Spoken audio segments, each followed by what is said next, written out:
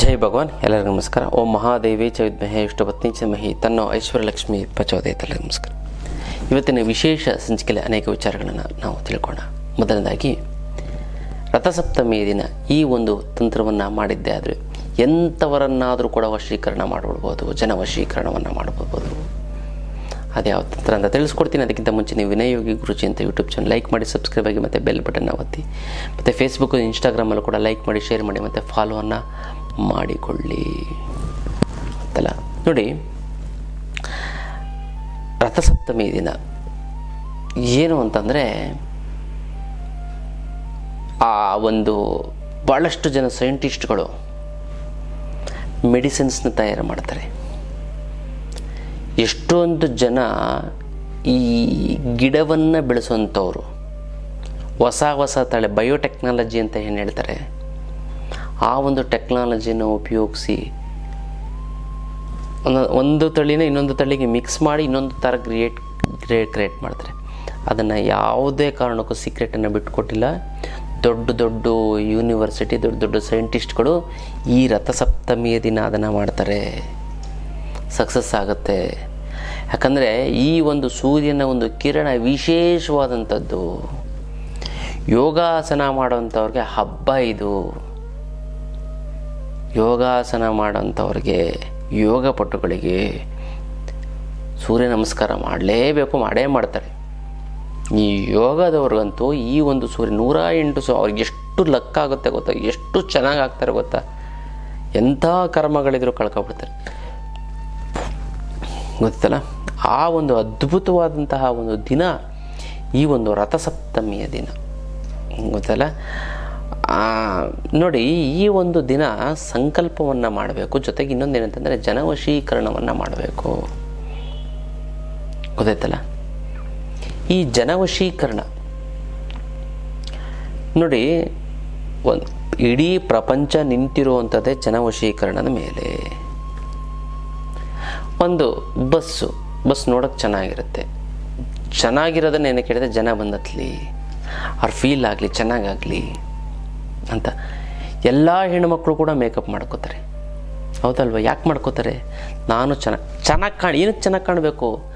ಅವರು ನೋಡಿ ನನಗೆ ವಶೀಕರಣ ಅಂದರೆ ಕೆಟ್ಟದ್ದಲ್ಲ, ಸ್ತ್ರೀ ಪುರುಷ ವಶೀಕರಣ ಅದು ಬೇರೆ ಬಿಡಿ.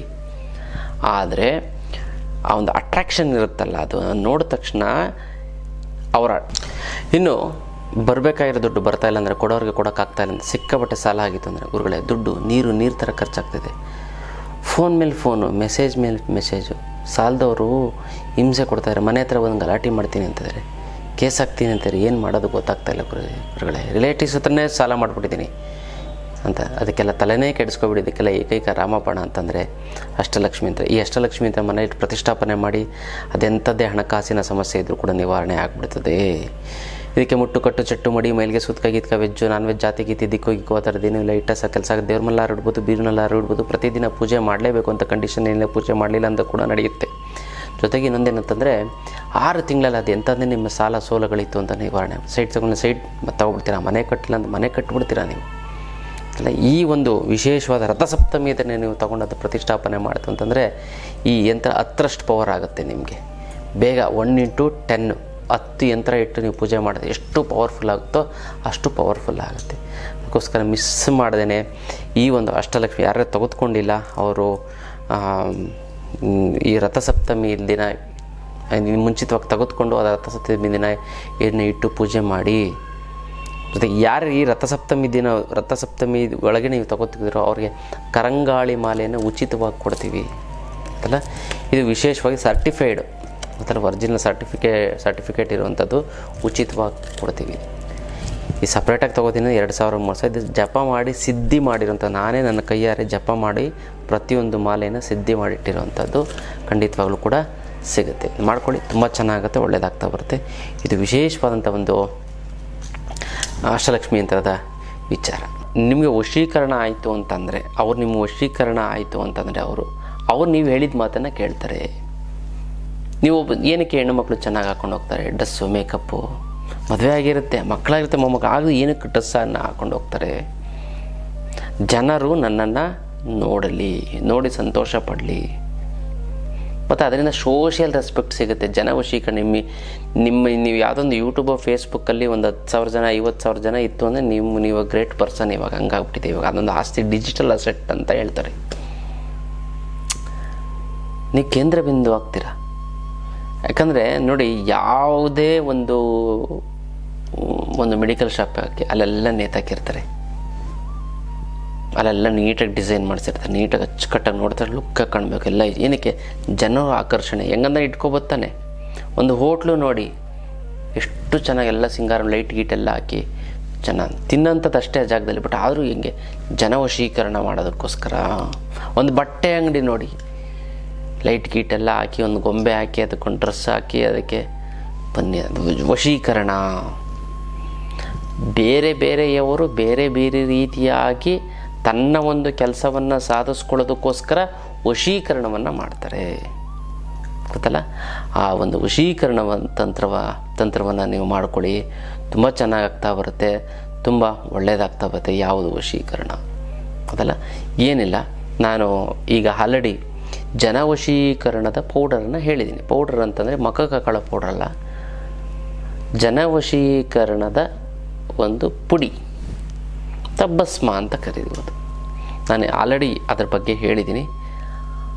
ಸೂರ್ಯ ಉದಯ ಆಗುವಂಥ ಸಮಯದಲ್ಲಿ ಜನವಶೀಕರಣದ ಒಂದು ಪೌಡರ್ ಅನ್ನೋದಕ್ಕಿಂತ ಕುಂಕುಮವನ್ನು, ಮಾಮೂಲಿ ಕುಂಕುಮ ಅಲ್ಲ, ಜನವಶೀಕರಣದ, ಇದನ್ನು ಮಾಡೋದು 1-10 ಸರಿ ಹೇಳಿದ್ದೀನಿ ಗೊತ್ತಲ್ಲ? ಅದನ್ನು ಮಾಡಿಕೊಂಡು ಸೂರ್ಯ ಉದಯ ಆಗುವಂತಹ ಸಮಯದಲ್ಲಿ ನೀವು ಅದನ್ನು ಹಚ್ಕೊಂಡು ಒಂದೇ ಒಂದು ಸಂಕಲ್ಪ ಮಾಡಿ, ನನಗೆ ಜನವಶೀಕರಣ ಆಗಬೇಕು ಅಂತ. ಯಾರ್ಯಾರು ವಶೀಕರಣ ಆಗುವಾಗ ಎಲ್ಲ ನೆನೆಸ್ಕೊಬಿಡಿ ಸಾಕು, ನಿಮ್ಗೆ ವಶೀಕರಣ ಆಗ್ಬಿಡ್ತಾರೆ. ಈ ಜನವಶೀಕರಣ ಪೌಡರು ನಾನು ಹೇಳಿದ್ದೇನೆ, ಮನೇಲಿ ಮಾಡ್ಕೊಳ್ಳಿ. ಅಕಸ್ಮಾತ್ ಆಗಿಲ್ಲ ಅಂತ ನಮ್ಮ ಹತ್ರ ಬನ್ನಿ, ನಮ್ಮ ಹತ್ರ ಸಿಗುತ್ತೆ. First class. ನಿಮ್ಮ ಲೈಫ್ ಲಾಂಗು ನಿಮ್ಮ ವ್ಯಾಪಾರಸ್ಥರು, ನೀವೊಂದು ಆರ್ಟಿಸ್ಟ್ ಆಗಿತ್ತು ಅಂತಂದರೆ ಎಲ್ಲರೂ ಬಂದು ನಿಮಗೆ ಜನ ನೊಣ ಮುತ್ತದಂಗೆ ಮುತ್ಬಿಡ್ತಾರೆ ಆ ಒಂದು ಸಮಯದಲ್ಲಿ. ಬೇರೆ ಟೈಮಲ್ಲಿ ಆಗೋಕ್ಕಿಂತ ನಾನು ಒಬ್ರಿಗೆ ಅಡುಗೆ ಭಟ್ರು ಕೊಟ್ಟಿದ್ದೆ ಇದನ್ನು, ಅವರು ಟೆಸ್ಟೆಲ್ಲ ಮಾಡಿಬಿಟ್ಟಿದ್ದಾರೆ. ಅದನ್ನು ಹಾಕ್ಕೊಂಡು ಹೋದರೆ ಈ ಮದುವೆ ಒಪ್ಪಂದಕ್ಕೆ ಹೋಗ್ತಾರಲ್ಲ, ಕಾಂಟ್ರಾಕ್ಟ್ ಮಾಡೋಕ್ಕೆ 50 ಜನ 100 ಜನ 500 ಜನ 1000 ಜನ ಅಂತ ಎಲ್ಲರೂ ಕಾಂಟ್ರಾಕ್ಟ್ ಕೊಡೋರಂತೆ. ಇವ್ರು ಹಾಕೊಂಡು ಹೋಗ್ದಿದ್ದ ದಿನ ಬೇಡ ಹೇಳ್ತೀವಿ ಬಿಡಿ ಅಂದ್ಬಿಟ್ಟು ಕಳಿಸ್ಬಿಡೋರಂತೆ. 100% ಚೆನ್ನಾಗಾಗುತ್ತೆ, ಒಳ್ಳೆಯದಾಗ್ತಾ ಬರುತ್ತೆ. ಆ ಒಂದು ಜನವಶೀಕರಣದ ಒಂದು ಪುಡಿಯನ್ನು ಹಣೆಗೆ ಹಚ್ಕೊಳ್ಳಿ. ನಿಮ್ಗೆ ಯಾರು ಬೇಕು, ಯಾವ ರೀತಿ ಬೇಕು ಅಂಥರ ಜನಗಳೆಲ್ಲ ವಶೀಕರಣ ಆಗಿ ನಿಮಗೆ, ನೀವೊಂದು ವ್ಯಾಪಾರಸ್ಥ ಜನ ಬರ್ತಾರೆ, ಎಲ್ಲ ಖರೀದಿ ಮಾಡ್ಕೊಂಡು ಹೋಗ್ತಾರೆ. ಕಾಸ್ಟ್ಲಿ ಐಟಮೇ ತೊಗೊಂಡು ಆಗಲೂ ಲಾಭ ಜಾಸ್ತಿ ಬರುತ್ತೆ ಗೊತ್ತಲ್ಲ? ಅದು ಮಾಡ್ಕೊಳ್ಳಿ. ನಾನು ವಿಶೇಷವಾಗಿ ಆನ್ಲೈನ್ ಕ್ಲಾಸನ್ನು ಮಾಡ್ತಾಯಿದ್ದೆ. ಯಾವುದು ಅಂತಂದರೆ ಜನ ಮತ್ತು ಹಣ ವಶೀಕರಣ. ಈ ಅದ್ಭುತವಾದಂಥ ಈ ಒಂದು ತಂತ್ರವನ್ನು ತಿಳ್ಕೊತಂದರೆ ನಾನು ಯೂಟ್ಯೂಬಲ್ಲೂ ಕೂಡ ಎಲ್ಲೂ ಹೇಳಿಲ್ಲ. ಈ ಒಂದು ಹಣ ವಶೀಕರಣ, ಜನ ವಶೀಕರಣದ ವಿಚಾರವನ್ನು ತಿಳ್ಕೊತು ಅಂತಂದರೆ ಎಷ್ಟು ಬೇಕಾದ್ರೂ ದುಡ್ಡು ನೀವು ಹುಡ್ಕೊಂಡಾಗಲ್ಲ, ಅದೇ ನಿಮ್ಮನ್ನು ಹುಡ್ಕೊಂಡು ಬರುತ್ತೆ ಅದಲ್ಲ? ಜನವಶೀಕರಣದ ಕೂಡ ನಾನು ಇದರಲ್ಲಿ ಹೇಳ್ಕೊಡ್ತೀನಿ. ಕೇವಲ ಪ್ರತಿನಿತ್ಯ 5 ನಿಮಿಷ ಈ ಒಂದು ಮಂತ್ರವನ್ನು, ನಾನು ಹೇಳುವಂಥ ಮಂತ್ರವನ್ನು 5 ನಿಮಿಷ ನಾನು ಹೇಳುವಂಥ ತಂತ್ರಕ್ಕೆ ನೀವು ಗಮನ ಕೊಡ್ತು ಅಂದರೆ ಸಾಕು, ನೀವು ಕೋಟ್ಯಾಧೀಶ್ವರರಾಗ್ತೀರ ಅಂತಲ್ಲ? ಅದನ್ನು ಪ್ರಾಕ್ಟಿಕಲ್ಲಾಗಿ ನಿಮ್ಮಾಗಿ ನೀವೇ ಮಾಡ್ಕೊಳ್ಳೋಂಥ ಒಂದು ಅದ್ಭುತವಾದಂಥ ಒಂದು ಶಕ್ತಿಯನ್ನು ನಾನು ನಿಮಗೆ ಕೊಡ್ತಾ ಹೋಗ್ತೀನಿ. ಆ ಆನ್ಲೈನ್ ಕ್ಲಾಸಿನ ಹೆಚ್ಚಿನ ಮಾಹಿತಿಯನ್ನು ನೀವು ಫೋನ್ ಮಾಡಿ, ಕರೆ ಮಾಡಿ ತಿಳ್ಕೊಳ್ಳಿ. ಇದು ಅದ್ಭುತವಾದಂಥ ಹಣ ಮತ್ತು ಜನವಶೀಕರಣದ ಒಂದು ಆನ್ಲೈನ್ ಕ್ಲಾಸ್. ತುಂಬ ಚೆನ್ನಾಗುತ್ತೆ, ಒಳ್ಳೆಯದಾಗ್ತಾ ಬರುತ್ತೆ. ಮತ್ತು ಯಾರ್ಯಾರಿಗೆ ಜನವಶೀಕರಣ ಆಗಬೇಕು ಅಂತ ಅಂದ್ಕೊಂಡಿದ್ದೀರೋ ಅವರು ನೀವೇನು ಮಾಡಬೇಕು ಅಂತಂದರೆ, ಅಮ್ಮ ಮಹಾಲಕ್ಷ್ಮಿ ನಿನ್ನ ಆಶೀರ್ವಾದ ಸದಾ ನನ್ನ ಮೇಲೆ ಇರೋದಕ್ಕೆ ನಿನಗೆ ಶತಕೋಟಿ ನಮಸ್ಕಾರ ಅಂತ ಕಮೆಂಟ್ ಮಾಡಿ ಕಳಿಸಿ. ನಾನು ಸಂಕಲ್ಪವನ್ನು ಮಾಡ್ತೀನಿ, ತಂತ್ರವನ್ನು ಮಾಡಿ ಒಂದಕ್ಕೊಂದು ಸೇರಿ ತುಂಬ ಚೆನ್ನಾಗತ್ತೆ, ಒಳ್ಳೆಯದಾಗ್ತಾ ಬರುತ್ತೆ. ಇದು ವಿಶೇಷವಾದಂಥ ಒಂದು ತಂತ್ರದ ವಿಚಾರ.